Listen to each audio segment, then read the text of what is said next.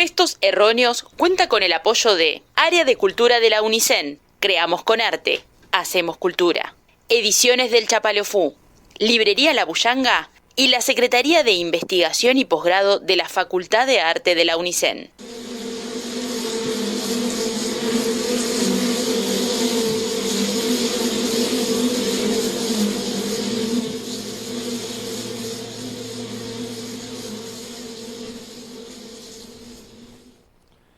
Los perros románticos.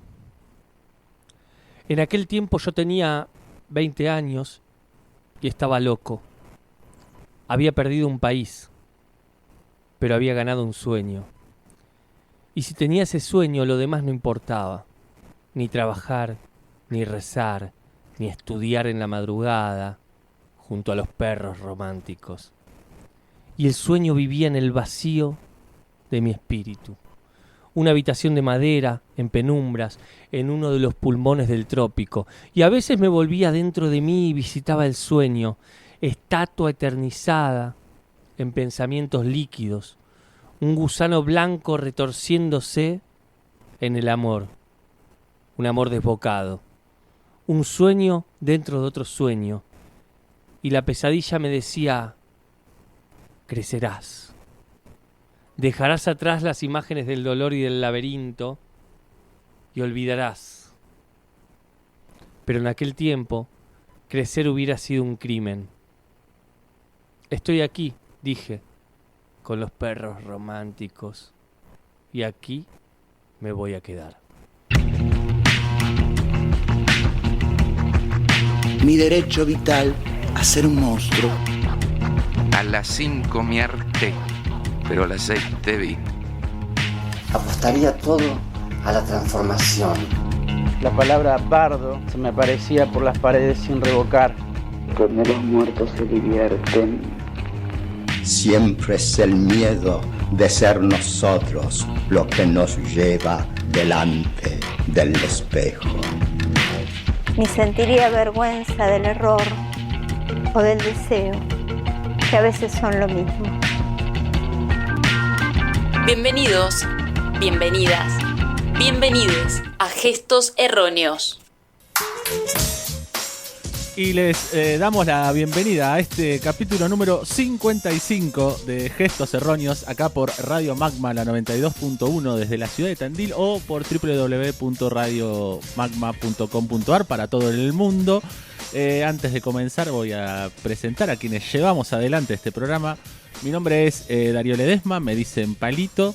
En la operación técnica, selección musical y construcción silenciosa y cuidadosa del universo sonoro de Gestos Erróneos, el queridísimo Gabriel César. Hola Gaby, ¿cómo estás? Ahí está. Hizo como que hablaba. Hizo su gesto silencioso y parecía que iba a hablar, pero no lo hizo. Sí, se acercó al micrófono y todo. Y ya que empezó a hablar, lo voy a presentar también al querido Facundo Di Paola. Hola Dipa, ¿cómo estás? ¿Bien? Muy buenas tardes, Palito, ¿cómo estás? Muy bien, muy contento de estar nuevamente acá. Me equivoco siempre, viste que me digo siempre buenos días y después ahora por eso las tiré porque dije buenos días, buenas tardes. Hoy se te fue tu saludo común y corriente. Sí, muy buenos días para todos, todos desde la ciudad de Tandil. Ese saludo no podía faltar. Sí. Bueno, Dipa, bien entonces, contento. Bien, contento, programa 55, eso me encanta. Me que gusta. sea el 55, que sea el doble 5, no sé, me pareció como... ¿Te vas a acordar? Dijiste 55 y que sí. Te vas a acordar al 10. El 10, papá. Bien, qué bien, es un programa maradoniano. El Diegote. O es un programa para un equipo con doble 5. Yo que no sé mucho de fútbol, digo, supongo que si pones 2-5 en un equipo de fútbol debe ser un equipo aguerrido, ¿no? Aguerrido, sí, totalmente. Pero antes de seguir hablando de fútbol, te tengo que hacer la pregunta de todos los programas, que es, ¿qué leíste y por qué para abrir este capítulo 55 de Gestos Erróneos? Leí un poema que se llama Los perros románticos de Roberto Bolaños. ¿Por qué? ¿Por qué? Me gusta perros románticos primero. Me gusta como dijiste muchas veces, perros románticos. Sí, lo elegí por eso. Por el perro romántico. Vi la idea de perros románticos y me encantó, me gustó la imagen, se me vinieron como un montón de cuestiones ahí con esa... Me imagino una jauría de romanticismo, ¿no? Sí, claro. Como eso, pero eso, un romanticismo aguerrido, que puede... Pasional. Claro, que puede estar ahí como... Entonces, primero me vino esa imagen y ya me gustó. Dije, bien, esta imagen de perros románticos me gusta. Primero porque también se me hizo una imagen nuestra como perros románticos solitarios, aullando a una luna inexistente, ¿no? A nosotros como programa, decir. Sí, a este bien. programa, a estos tres que estamos acá, tratando de aullarle a no sé qué. Sí. No sabemos qué, pero aullamos. Y después tiene como algunas cosas muy, muy lindas que me parecían como lindas construcciones, digamos, de ese romanticismo. Y nada, esa cosa de elegir, de la dificultad de crecer, pero a su vez de elegir estar acá con estos perros románticos que son ustedes. Así que nada, como no vamos a estar por 2 semanas, me puse romántico Bien, con ustedes y los voy a extrañar estas 2 semanas que no nos vamos a ver. ¿Anticipaste en eso? Vacaciones de invierno. Claro, anticipé eso y a su vez lo elegí porque Roberto Bolaño se merece un lugar en esta temporada de Gestos Erróneos. Y voy a seguir luchando por eso. Románticamente. Románticamente. Bueno, vamos a anunciar eso también. Vamos a frenar las próximas 2 semanas. Sí. Vamos a descansar de Gestos Erróneos.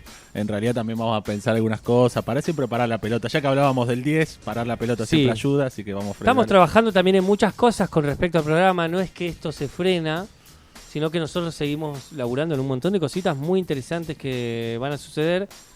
En la segunda mitad del año. En la segunda mitad del año, entre ellas el invitado de Roberto Bolaño, vamos a trabajar específicamente.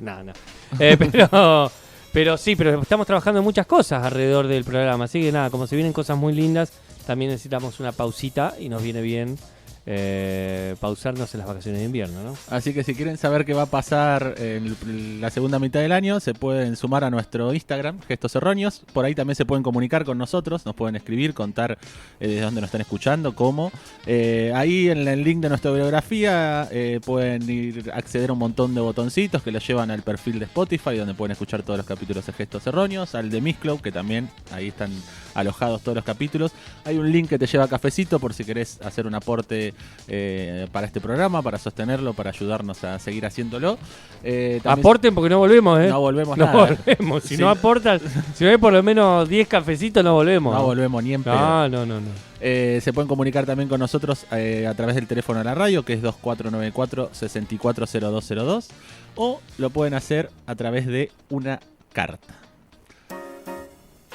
Porque este programa reivindica la escritura epistolar. Sí, reivindicamos la escritura epistolar porque nos parece que es necesario romantizarse entregándose a un pasado inexistente, viejo, lo que quieran, pero un pasado que también nos aferra a la memoria. Y en ese sentido nos parece importante que escriban todos sus recuerdos, que escriban lo que quieran, que escriban lo del futuro, que escriban lo que se imaginan, pero que escriban. Y escribir es un acto de solidaridad, de rebeldía, de espera, de pasión. Es un acto perruno y es un acto romántico. Así que por eso reivindicamos la escritura epistolar. ¿Pero dónde la mandan a la carta en el caso de que la escriban? La pueden mandar al Centro Cultural Arte y Parte en Belgrano 342 para el programa radial Gestos Erróneos del Radio Magma. El código postal de Tandil es 7000, así que estaremos esperando esas cartas.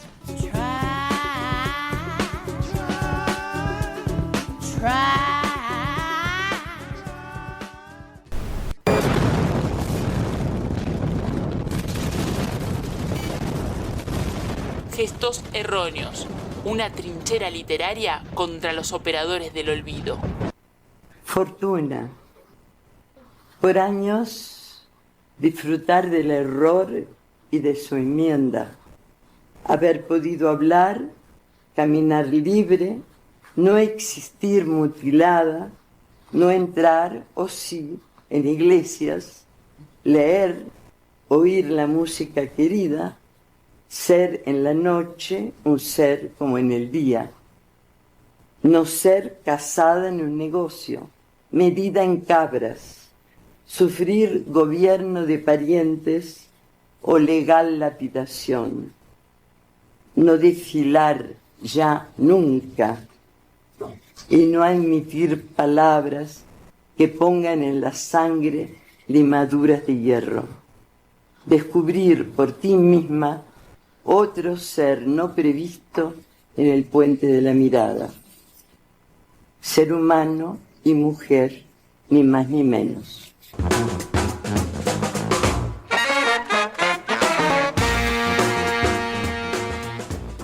Muy bien, y acabamos de escuchar un poema de la invitada del día de la fecha. El poema se llama Fortuna, como ella bien lo dijo al iniciar. Y la invitada del día de la fecha es Ida Vitale. En la voz de Ida Vitale. En una voz bastante actual de Ida Vitale, también podemos decir. Que está por cumplir casi 100 años. Y es, tal vez sea, yo esto no tengo nada que lo asevere, pero bueno, tal vez sea la poeta uruguaya viva más longeva, ¿no? Sí, total. El 2 de noviembre cumple 99 años.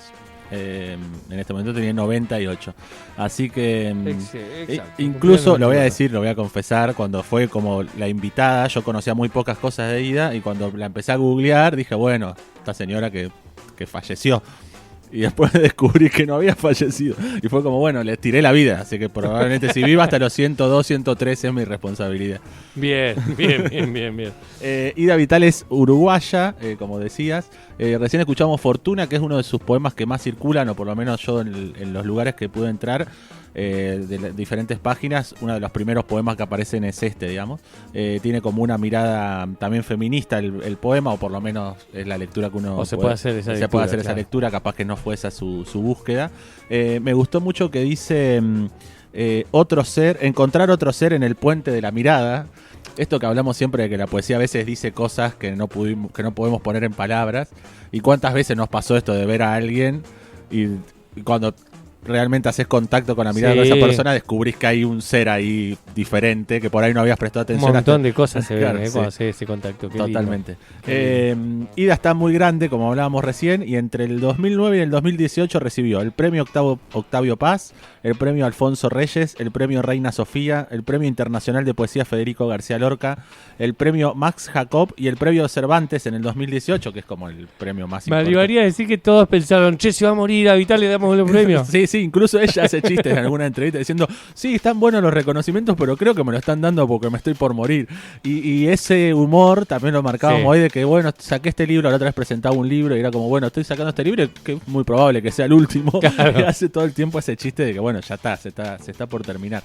Y hay algo que también me llamó mucho la atención. Hay una nota en YouTube que dura como 1 hora y la entrevistadora va a la casa y empiezan a charlar. Bueno, voy a hacer un té, dice Ida, y se ponen en la cocina y de repente Ida está haciendo galletitas. Entonces mientras charlan, ves a una señora, una abuela haciendo galletitas hasta que las terminan y se sientan a charlar en la mesa. Pero es muy particular que esos primeros 15 minutos es ella haciendo las galletitas que van a tomar el té. De nada, me llamó la atención el formato en realidad, como que es re particular. Y ella hablando de recuerdos de otros poetas y de personas que conoció mientras hace las galletitas, me parece maravilloso. Nada, me llamó la atención esa nota. Sí. Bueno, yo me anoté la primera frase que me anoté, que ella, me la anoté al principio, para decirla al principio, porque me pareció como formidable para entender un poco por dónde va su pensamiento. Y dice, yo creo que nadie espera que le digan la verdad. Que me parece una declaración de principios, sobre todo para cualquier escritora, digamos, ¿no? Saber que nadie espera que le digan la verdad, digamos, saber que hay, que todo el mundo está buscando algo más, no la verdad. Claro. La verdad nadie la quiere, digamos. Todos buscamos algo más, tal vez para profundizar en otras verdades, digamos, pero nadie está esperando que le digan la verdad. Sí, por eso a veces cuesta tanto como te dicen la verdad. Claro, no era la idea. No me la digas. No era la idea, claro. También dice, confiesa que le falta escribir un soneto, hablando de esto de que ella está todo el tiempo hablando de que tal vez se vaya a morir mañana y que todo el mundo está pensando que se va a morir mañana y hace esos chistes. Dice, confiesa que le falta escribir un soneto, ¿no? Dice, el mejor soneto, dice ella. Sin duda no sería sobre nada político, dice. Me encanta la forma del soneto, el mecanismo. Esto me pareció interesantísimo. Me encanta la forma del soneto, el mecanismo. Es como abrir un reloj cuando uno es un niño y la curiosidad de ver cómo funciona. Su concisión, la exigencia que tiene de ser capaz de dar todo en una forma de la que uno no puede escapar. Me parece re interesante el pensar el soneto así, esa cosa media arquitectónica, media que funciona como un relojito, ¿no? El soneto en algún punto. Para marcar algo que es importante de la vida de Ida, es que, bueno, nació en 1923, sacó su libro a los 24 años, o sea que lo sacó en el 47. Sí. O sea, pensemos que el libro ya tiene casi 70 años. Es parte de la generación del 45, que incluye a Onetti y a Idea Vilariño, que también fue invitada a este programa. Y en el 74, con la dictadura, se exilió con su compañero, se fueron a México casi 10 años, y después se fueron a vivir a Austin, Texas. Sí, primero volvieron a Montevideo. Un momento a Montevideo y después se fueron a Estados Unidos. Desde el 89 hasta que fallece su compañero en el 2016-17, me parece, vive en Austin, Texas, y después vuelve a Montevideo. Ahora volvió a Montevideo, claro. Y está ahí desde ese momento, claro, hasta hoy. Sí. Lo cuento porque ahora quiero mostrar una anécdota de Pablo Roca. Esta me pareció porque era como, no sé, me pareció como en lo común o en lo cotidiano la poesía, digamos. Y Pablo Roca dice, cuenta esta anécdota. Si lloviera esta noche, dijo Ida, mientras me acompañaba a la puerta del edificio en el que reside en Montevideo, su ciudad de origen, desde que volvió en el 2018, cuando se vino de Estados Unidos a Montevideo. Y sigue contando Pablo. Rozaban las 11 de la noche del 28 de enero del 2019, cuando se iba cerrando uno de los días de mayor calor y humedad que asoló a la ciudad. Eso le dije, parece aquel verso de Idea Vilariño, si muriera esta noche. O sea, Ida dijo, si lloviera esta noche. Y él le dijo, se parece al verso si muriera esta noche. Dejó salir entonces, Ida, una breve risita que la caracterizaba y de inmediato empezó a jugar con el verso de quien fuera su amiga desde la década del 40. Si yo viera esta noche. Si yo viera mi destino esta noche. Y me pareció eso como una anécdota re de lo lúdico del lenguaje, ¿no? De esto, si yo viera esta noche, y después empezó, bueno, si yo viera de ver esta noche, si yo viera mi destino esta noche. Nada, me pareció eso, ¿viste? Como, bueno, te estoy acompañando a que te vayas y de paso juego con el lenguaje. Nada, sí. Me pareció genial. Y además, en muchas de sus poesías aparece también este juego de que algunas palabras se empiezan a transformar modificando la anterior, o suenan parecidas pero dicen otra cosa y se van construyendo. Sí. Eso encontré en algunos de sus poemas. Sí. Bueno, yo te quería hablar un poquito de cómo empieza ella a escribir, ¿no? Y cómo, al menos cómo lo describe. Dice, en general leía más novela que poesía. La primera que leí en la adolescencia fue Guerra y Paz porque estaba debajo del teléfono, pero a una edad incorrecta. No es para un niño. Tenía un tío médico absolutamente odioso y leía sus libros de medicina cuando no me veía. ¿Los entendía? Yo debía ser un poco sádica porque me fascinaba ver esa historia horripilada de enfermedad como una biblioteca del horror. Él nunca se enteró. ¿Cómo pasó de los libros de medicina a los de poesía? La poesía llegó mucho después. Lo raro es que leyera cuentos de hadas. Los leí también todos, pero eran más agradables que los libros de medicina. ¿Cuándo empezó a comprar los libros y elegirlos usted? ¿Qué buscó? Cuando empezó a comprar los libros y elegirlos usted, ¿qué buscó? Vivía a 3 cuadras de la universidad y en las librerías de viejo ojeaba, leía de forma absolutamente desequilibrada. Me interesaba todo.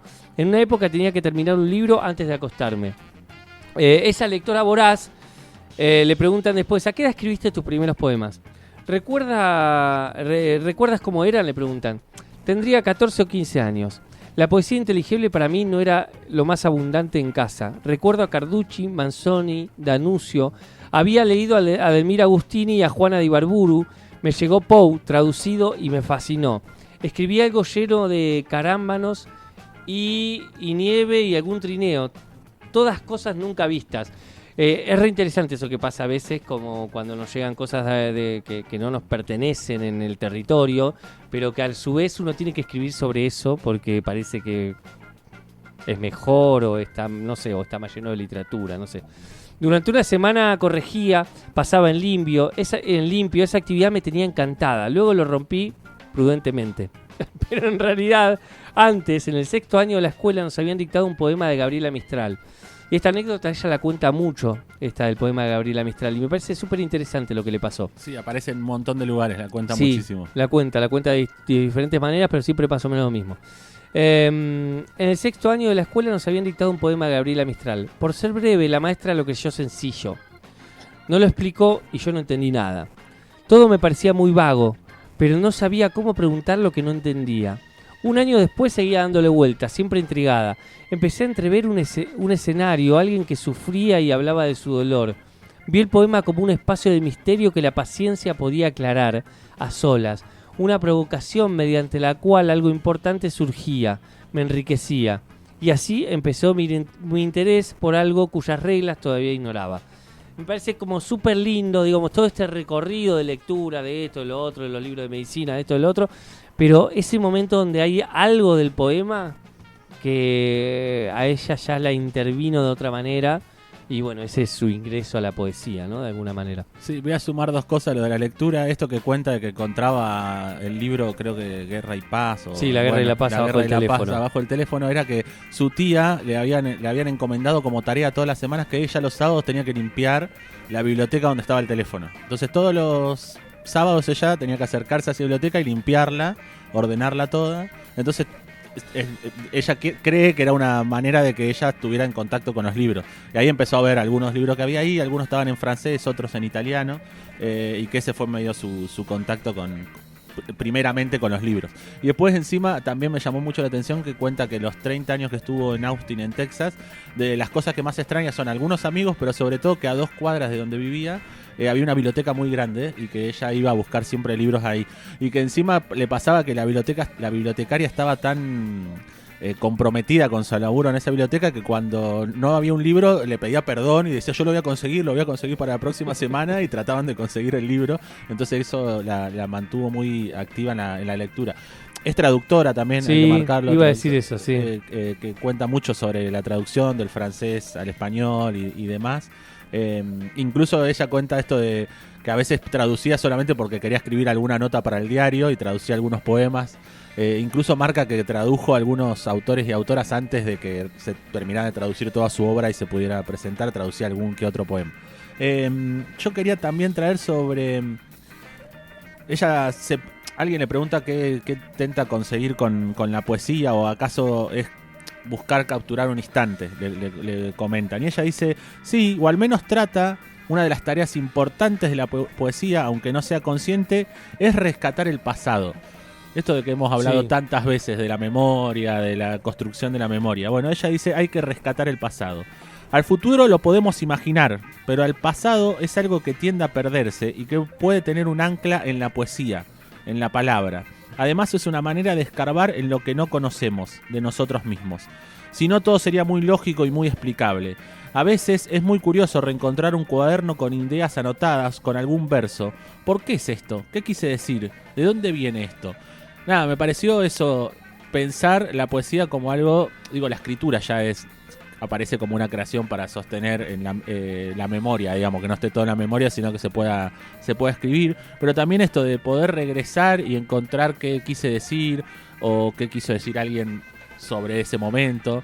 Y también algo que me parece interesante, que ella plantea que cuando escribe, en un momento escribe un montón y lo guarda en un cajón, como para olvidarlo, y que tiempo después lo trata de agarrar y volver a leer, pero como si no fuera ella, digamos. Y ahí empieza como la corrección de esos poemas. Incluso cuenta que escribió una novela por mucho tiempo y ahora la novela está archivada y que no la quiere volver a ver, que capaz que nunca la retome, pero bueno, queda ahí. Algún día capaz que sepamos qué onda esa novela de ida. Pero bueno, esto me parece como ejercicio, ¿no? Dejar lo que uno escribe o lo que uno escribe y recuperarlo un tiempo después con otros ojos, a ver qué nos trae ese pasado, digamos.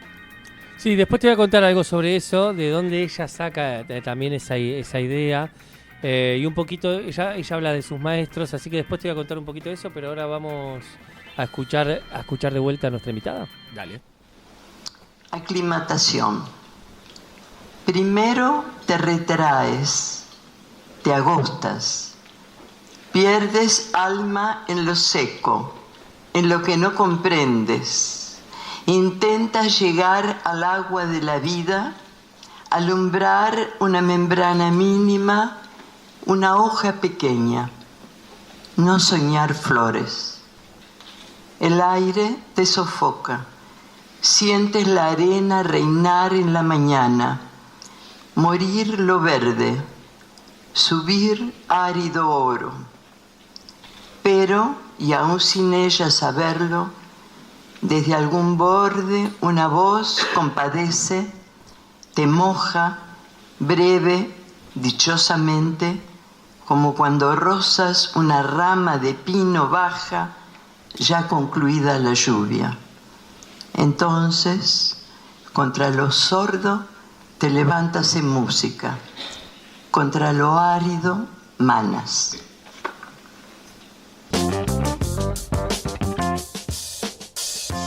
Bueno, acabamos de escuchar nuevamente la voz de Ida Vitale para refrescar su poesía. Y con respecto a esto que vos decías, Palito, anteriormente, ella tuvo como dos grandes referentes,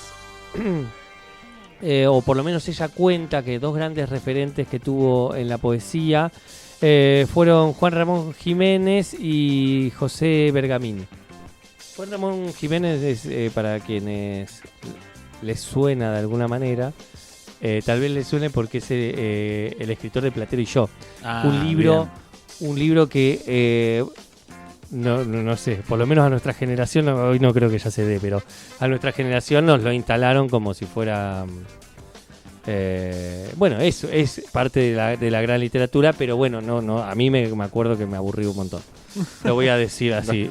No era un libro para empezar a leer en la primaria. Yo hubiese puesto otros libros para empezar a leer en la primaria, la verdad. Pero bueno, entonces... ¿Qué? El Aleph.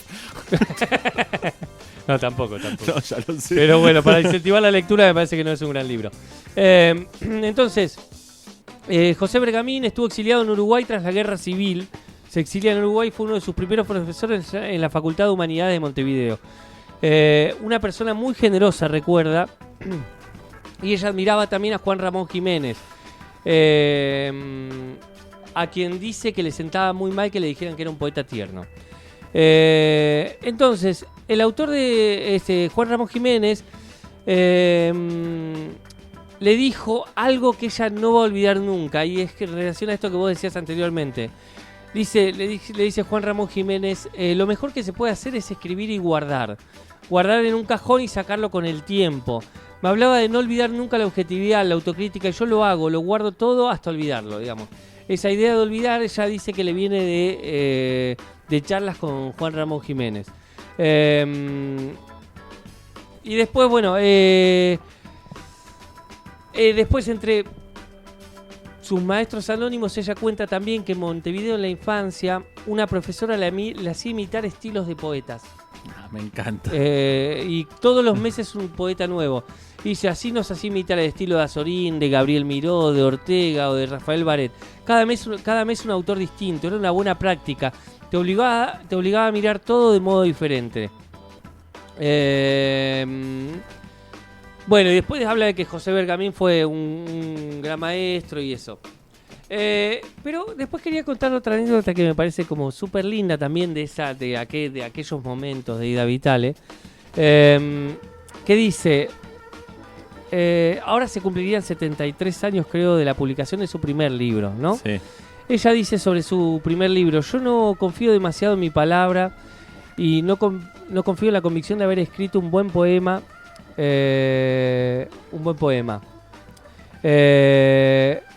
No, eso, que la convicción de haber escrito un buen poema le puede durar solo 15 días. No, mirá. Digamos, como eso. Y dice en una entrevista reciente en Página 12 durante la Feria del Libro de Buenos Aires, ella dice, ese libro, por su primer libro, dice, lo publiqué porque hubo profesora, gente amiga que me dieron una mano. Me quedé conforme, nunca pensé que era un libro inútil. En la última edición de mi poesía reunida hay algunos poemas de ese libro como para no falsificar el comienzo. Dice, si sos Artur Rimbaud, puede ser que tu primer libro sea el mejor, pero no es lo normal y no fue mi caso, ¿no? pero también cuenta algo sobre su primer libro, que dice: Amanda Berger y José Pedro Díaz tenían en el garaje de su casa una imprenta a la antigua. Los sábados o los domingos se organizaba una reunión de amigos, trabajábamos en la impresión desde temprano, o sea que ella participó de la impresión de ese libro. Trabajábamos en la impresión desde temprano y al final tomábamos el té. En un mueble que llamaban El Burro, había varias cajitas que contenían los tipos y en un pequeño bloque de madera uno los iba acomodando. Cuando armabas una frase tenías luego que mirar en el espejo porque, claro, estaba al revés y resulta muy fácil confundir una B con una D. Claro. Mientras alguien componía la página, alguien más se encargaba de que el plato de la impresora estuviera perfectamente nivelado para que no quedaran partes demasiado oscuras y así se nos iba el día entero. Era un proceso muy lento, minucioso y había que repetirlo para cada hoja que se imprimía. Lo hacíamos casi como un juego, sin nadie que nos apresurara. Hicimos también una edición un poco más lujosa de este libro y guardé muchos ejemplares en un closet.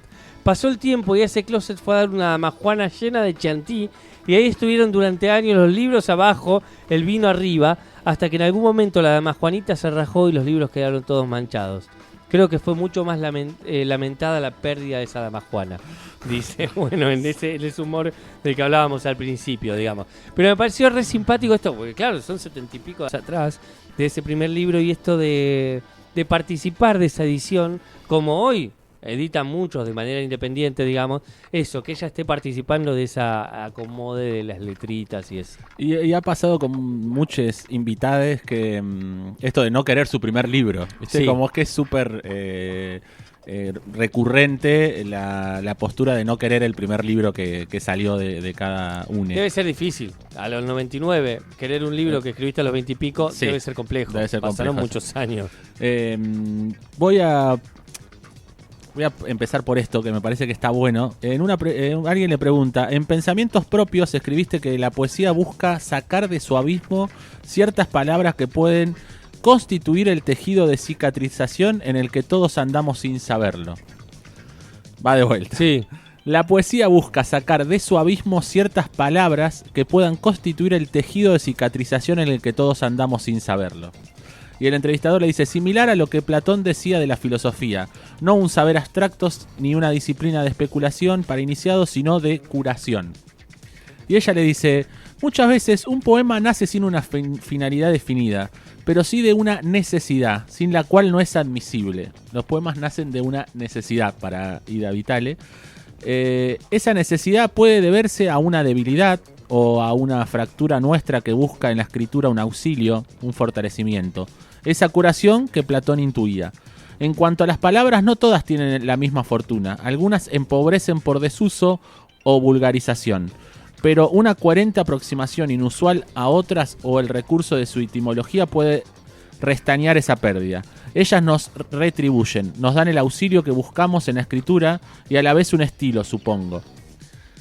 Esto es como la poesía como un momento de curación, de sanación, de esa herida que tenemos, encontrar en esa cicatrización las palabras que necesitamos para crear una poesía. Y me parece interesante pensarlo de ese lado.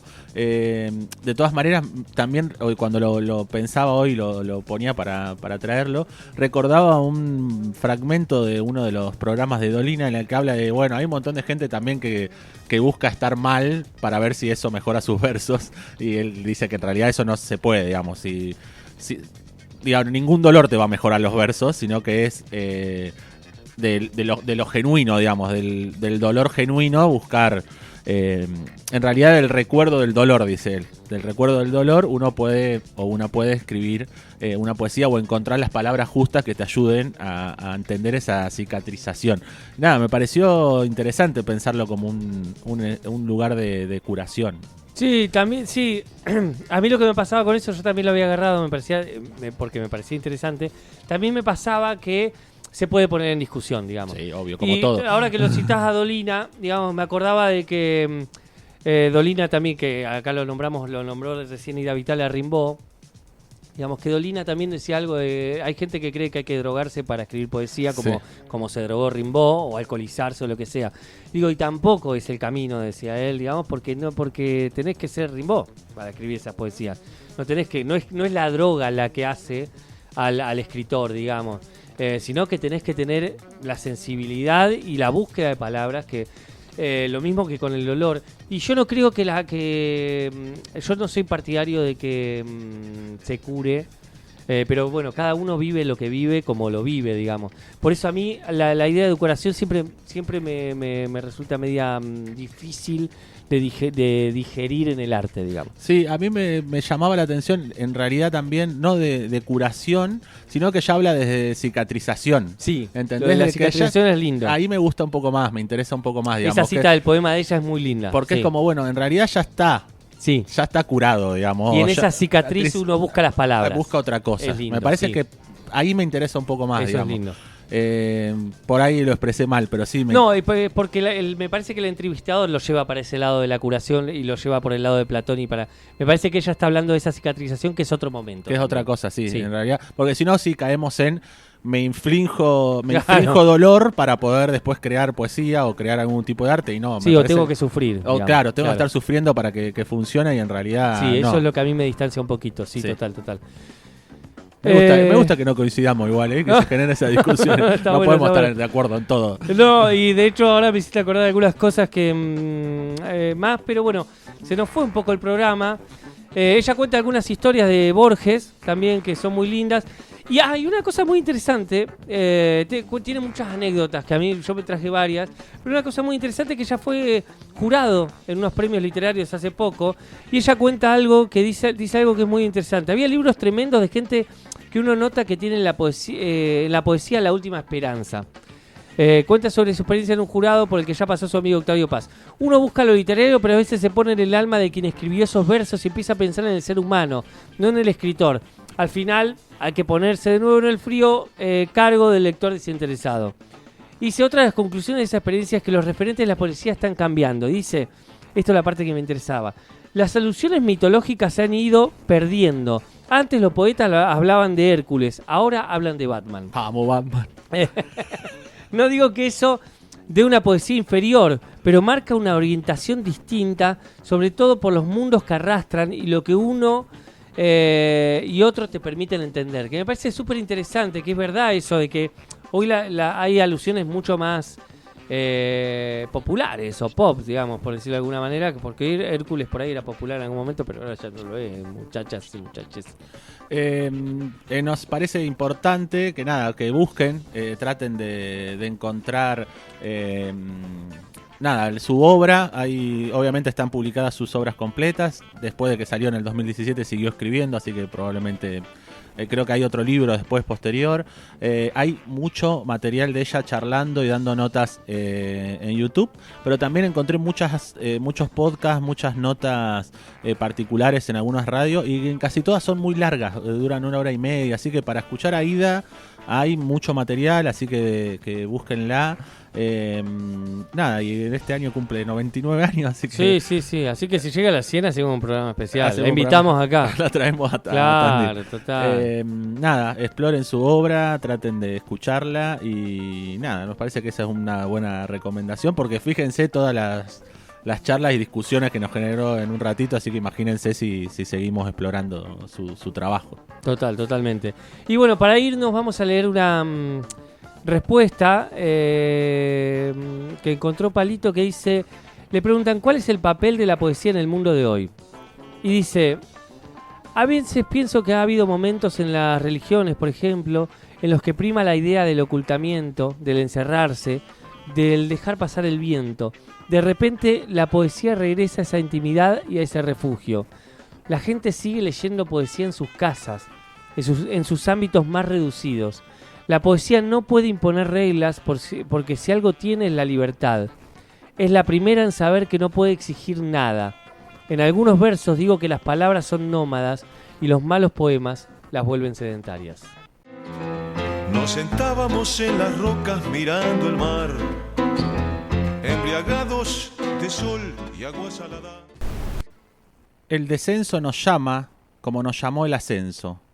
La memoria es como un logro, una especie de renovación, casi, una iniciación, nuevos espacios abiertos, habitados por hordas, y por tanto no implica nuevas especies, pues su movimiento se dirige hacia destinos nuevos, aunque hayan sido abandonados.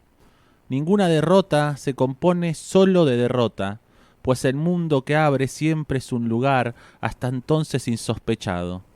Un mundo perdido, un mundo insospechado, nos llama a nuevos lugares, y ninguna blancura perdida es tan blanca como el recuerdo de la blancura. Con la tarde, el amor despierta, aunque sus sombras vivas por el brillo del sol, somnolientas ahora se abandonen al deseo. El amor sin sombras surge ahora, comienza a despertar, conforme la noche avanza.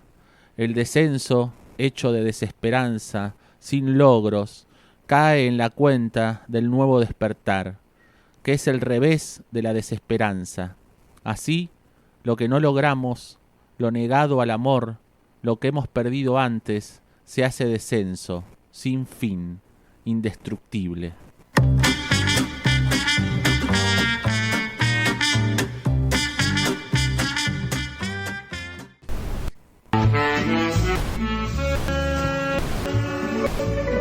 Gestos erróneos. El cable destrozado de los auriculares que reproduce entrecortado un bolero triste. Peque, 7. Yo no soy blanco, pero soy blanco. ¡Y sí! Volvimos a este último bloque. Sé que soy blanco. No me sale, no puedo rapear, pero me encantaría. Qué Yo no lindo. soy blanco, pero soy santo. Tu chica vino porque quiere más rango. No sé. Todo eso. Muy bien, Palito. Ahí como... bueno, bloque 3 de este capítulo 55 de Gestos Erróneos. Y bueno, para comenzar este bloque voy a preguntarle a Darío Ledesma qué leíste y por qué. Leí un poema que se llama El descenso del señor William Carlos Williams, Sí. que me parece uno de los nombres más extraordinarios que he escuchado en mi vida. Nombre poético, si lo sabes. William Carlos Williams. Bueno, rompí una de las... Bueno, aparte que Carlos en el medio es como Sí. maravilloso. Porque eso, yo cuando lo escuché pensé que no era real. Dije, esto es un invento. Te juro que pensé que era un Pensaste invento. que te estaba ¿Sí? mintiendo. No, Que alguien estaba inventando un poeta. No, que era se llama así. alguien que había inventado un nombre. William Carlos Williams. Rompí una regla. Nada, mentira, no la rompí en realidad. Pero nunca habíamos traído un poeta norteamericano. No, Es norteamericano la todavía no. primera vez que viene un poeta yankee a este programa. Yo lo elegí porque me gustan mucho varias partes del poema.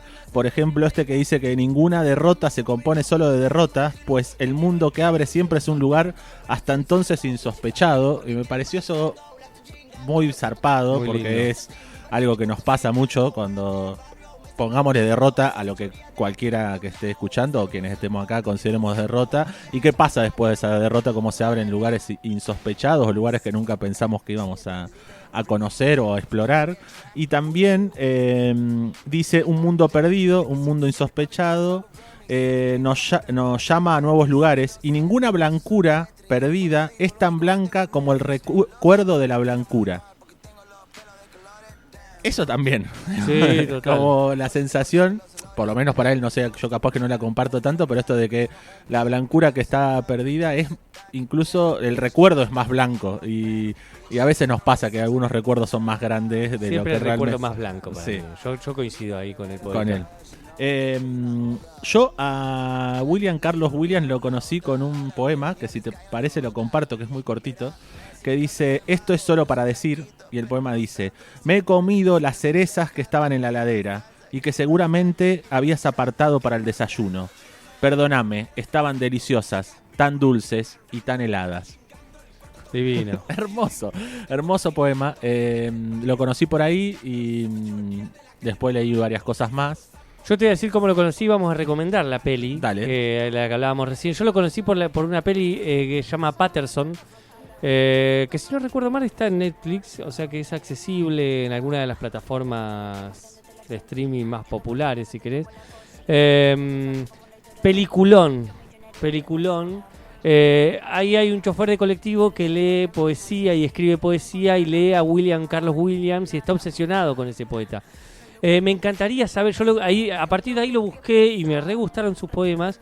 El director de esa película tiene muchas... Ahora no me sale el nombre del director porque yo soy muy malo con los nombres. Pero el director de esa película, yo le he visto muchas películas de ese director y tiene como una obsesión con la literatura, así que también miren a ese director porque todo su entramado de guión está nucleado por poetas, escritores... Jim Jarmusch. Un escritor, un director independiente estadounidense. Muy conocido, tiene un montón de películas, empezó allá por los 80 y tiene un montón de películas. Pero Jim Jarmusch, todo el tiempo, todas sus películas tienen algo relacionado con algún escritor o algo. Todo el entramado de guión está armado a través de otros escritores, digamos. Eso es muy lindo, a mí me gusta mucho cuando las películas hacen eso. A mí me la recomendaron, es medio bajón, me dijeron, como... Pero es divina. Sí, ya lo sé, eso seguro, pero digo, para que no crean, para también recomendar que, bueno, no la vean, si están muy mal el domingo a la tarde, no vean Patterson, digamos. Igual tiene, para mí siempre tiene un dejo de esperanza, tiene ahí como un dejo de esperanza. A mí me re gustó la película, la volvería a mirar. Bien, perfecto. En cualquier estado de ánimo. En cualquier estado de ánimo, Bien, me parece listo. que hay algo ahí, no sé. Y este fue el momento cinematográfico de Facundo Di Paola en Gestos Erróneos. Amo a Jim Jarmusch. Bien, lo dijo. Aunque no recordaba su nombre, lo amás. Sí, me parece, porque me parece un gran director. Bien, perfecto. Gran director. Bueno, ¿vamos a los saludos? Vamos a los saludos del día de la fecha, dale, por favor, que se nos fue un montón de programas. ¿Empezás vos o empiezo yo? No, vos arrancás. Empiezo yo. Vamos a saludar, en este momento voy a hacer una pausa especial para saludar a un cumpleaños muy especial. ¡Apa! Que es el cumpleaños de Ediciones del Chapaleofú. Hoy el día. Hoy, exactamente hoy es el Qué cumpleaños. locura, Sí, hermoso. Un 13 de julio apareció Ediciones del Chapaleofú en la ciudad de Tandil. Y saludamos nuevamente a Ediciones del Chapaleofú, que justamente hoy, 13 de julio, está cumpliendo 26 años de existencia. Wow. La editorial nació el 13 de julio de 1996 tras obtener el registro correspondiente como tal por parte de la Cámara Argentina del Libro, y ese día en la ex sala de artes Belvedere, ¿se acuerdan? No, yo no la conocí. Que estaba en la calle Alem, al 600 se presentaba la segunda edición del libro La ciudad de las sierras de Néstor Di Paola, con la sala colmada. Fue seguramente el primer libro de Ediciones del Chapaleofú. Bien. Por otra parte, Ediciones del Chapaleofú saluda especialmente a los autores de Tandil que están trabajando con la intención de conformar una institución que los agrupe. El jueves pasado fueron recibidos en la Casa de la Cultura por el staff del área conformado por, como sabido, por el subsecretario Alejo Alguacil, la directora Micaela Sarconic y la estrecha colaboradora y también escritora Juliana Guaspari. Así que, bueno, saluda ahí Ediciones del Chapaleofú a esta iniciativa de los y las escritores y escritoras tandilenses. Le mandamos un gran y feliz cumpleaños a Ediciones del Chapaleofú. Total, hoy, total, una maravilla.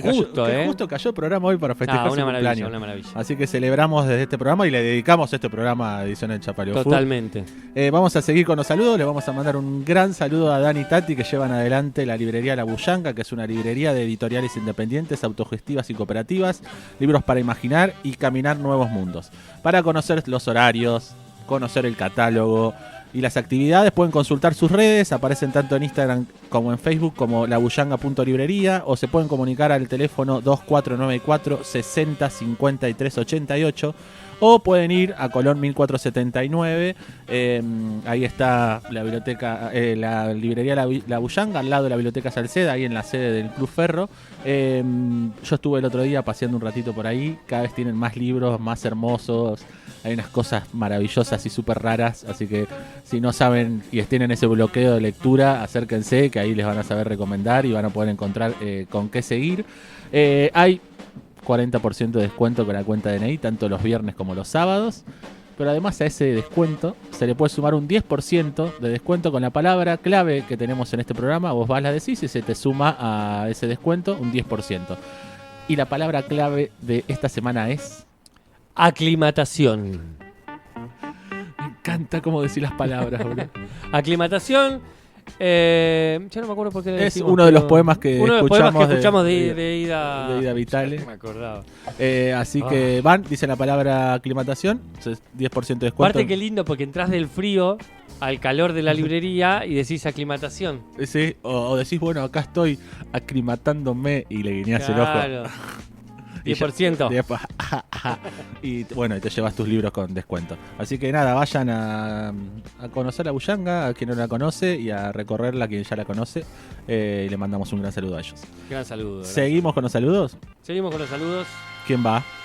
Empezá si querés porque yo ya me perdí. Le vamos a mandar un gran saludo al querido Raúl César, quien escucha todos los programas muchas veces en diferido. Pero no solo escucha los programas, sino que además nos hace llegar un comentario específico sobre el programa en la que dice qué cosas le gustaron, qué momentos del programa le gustaron y un puntaje. Sí, hermoso puntaje. Casi siempre el puntaje tiene que ver con algún tipo de relación, son 9 tal cosa. 9 Di Paola, por decir una cosa. Claro, 9, no sé, en este caso 9 aclimataciones, claro, podría por decir, ejemplo. digamos. Y así nos pone 9, ¿no? Si nos pone 9, a veces nos pone 8, otra vez nos pone 7. 7 nos puso alguna vez. Alguna vez nos puso 7. Quiero ver y ese programa. Pocas veces nos ha puesto 10 también. Pocas Hay veces, que decirlo que pocas veces. Sí, nunca dice acá. El gesto silencioso. Para mí para mí era fin del año pasado nos puso un 10. Para mí en el último programa de la temporada 2 nos puso un 10. Bueno, cuando escuche este programa, nuestro querido Raúl César nos va a saber decir. Nos va a mandar. Bien. Nos va a mandar a ver. Supongo que él recordará si puso un 10 en algún momento. Sí, exactamente. Así que te hacemos te pedimos ese favor, ¿no? Ese favor, sí. ¿Alguien más? ¿Vos? Yo voy a saludar a Raúl, mi tío. También. Pensé que iba a saludar a Raúl César también. No, a Raúl, mi tío. Que le mandé la difusión del programa, nunca contesta nada y hoy mandó un sticker. Así que yo creo que debe haber aprendido a usar stickers. Y nada, me pone muy contento que haya aprendido a usar stickers y le quiero mandar un saludo.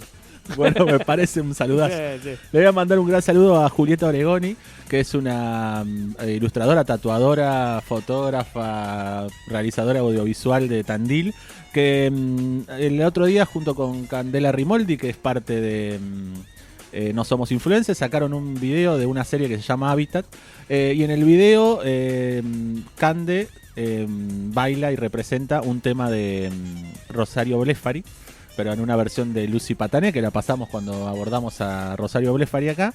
Y yo recomendé eso en las redes y me contestó Juli y le dije, che, pero escuchate el programa que hicimos especial para Rosario, y lo escuchó y le gustó, lo estuvo recomendando, así que le mando un gran saludo a ella, que bueno, quizás se sume a ser oyente de Gestos Erróneos. Qué lindo, qué lindo.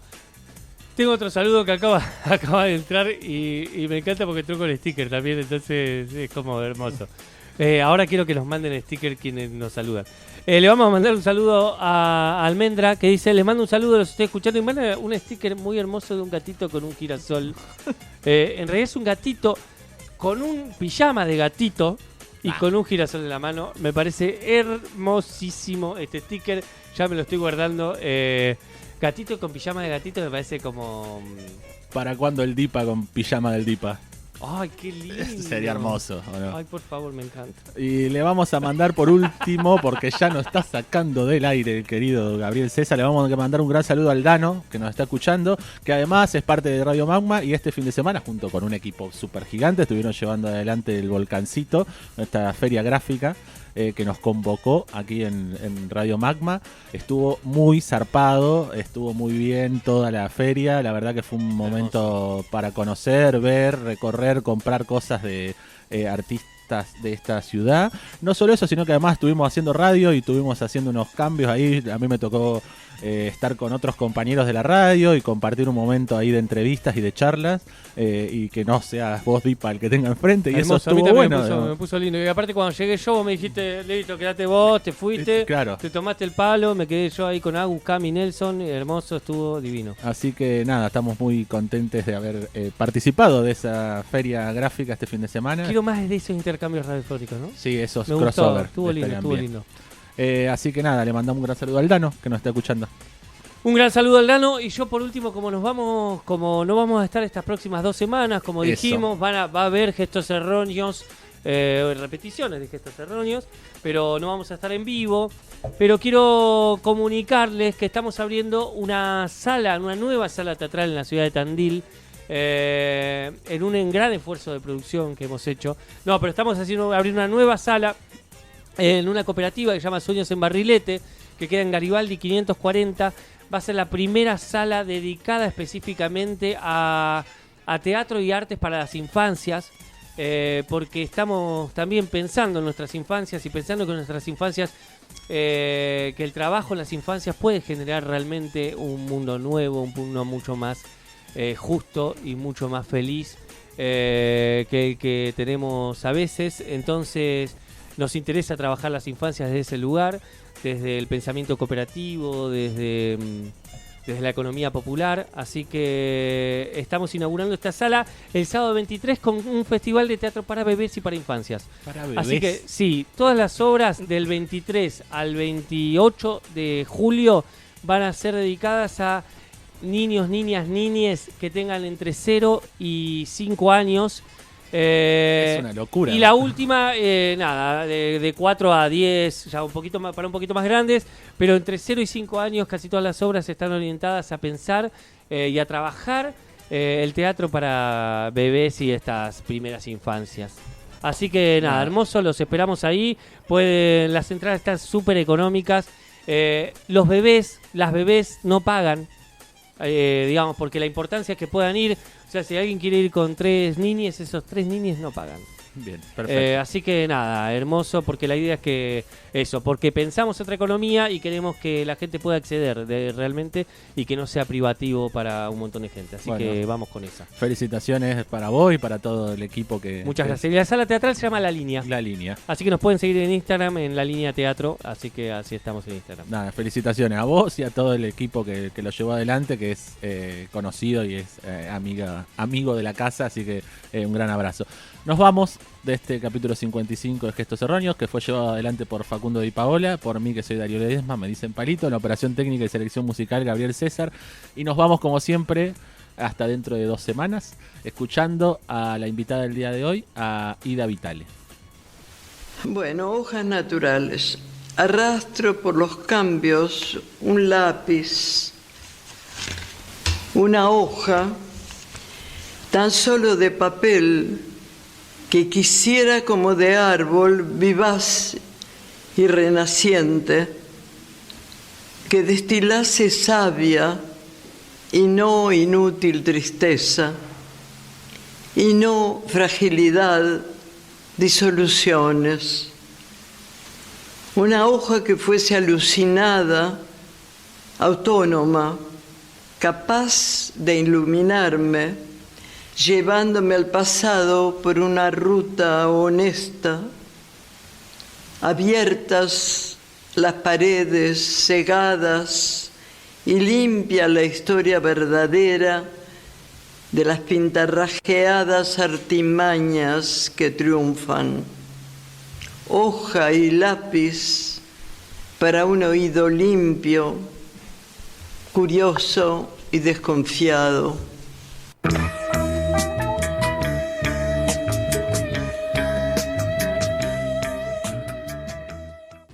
Gestos Erróneos cuenta con el apoyo de Área de Cultura de la UNICEN. Creamos con arte. Hacemos cultura. Ediciones del Chapaleofú. Librería La Bullanga y la Secretaría de Investigación y Posgrado de la Facultad de Arte de la UNICEN.